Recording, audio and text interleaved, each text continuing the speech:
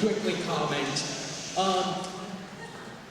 Last spring, actually, I remember a very similar thing that was going on in Chicago. My aunt was part of this organization that was dedicated to bringing home a family of Syrian refugees to Chicago, and it just reminded me so much of that. So thank you for doing similar work. Thank you It's so just, it's amazing to me that you are helping these immigrants integrate into society here.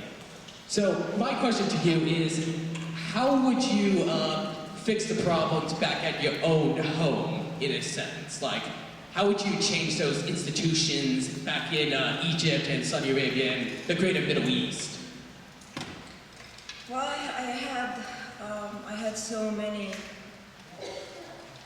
ideas in my mind to change, and when I tried to enforce some of them, I was harassed, I was punished, I had a case, a military trial case against me. So I think in this stage, I can't really do something big in my country as a person. And that's why I wanted to grow bigger and have more power so I can really create an actual impact. I think what I can do now and what I try to do is try to influence more of the newer generation to think on their own, to not let anyone oppress them or force them to do something that they don't like. And it's actually, the newer generation in Egypt, more of them are getting more prominent now, are getting more what our families call stubborn. So they stick to what they want, and they really, really like this. I don't know if it's because of globalization or it's just this new media life we're living, or I don't know, but my part is to try to impact, influence as many people as I can.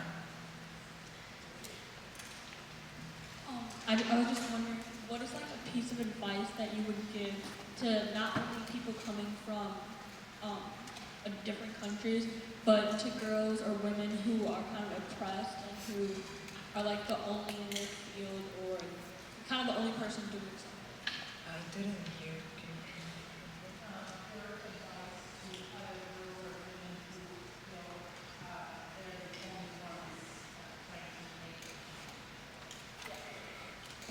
My advice is don't ever think you are alone. Because once I thought I'm alone, and that wasn't true. It turned out that there's so many people like me, and even in harder situations. And victimizing yourself makes you stay down. Because we're not victims, we're actually heroes, and we're actually so strong, and that's why we are fought.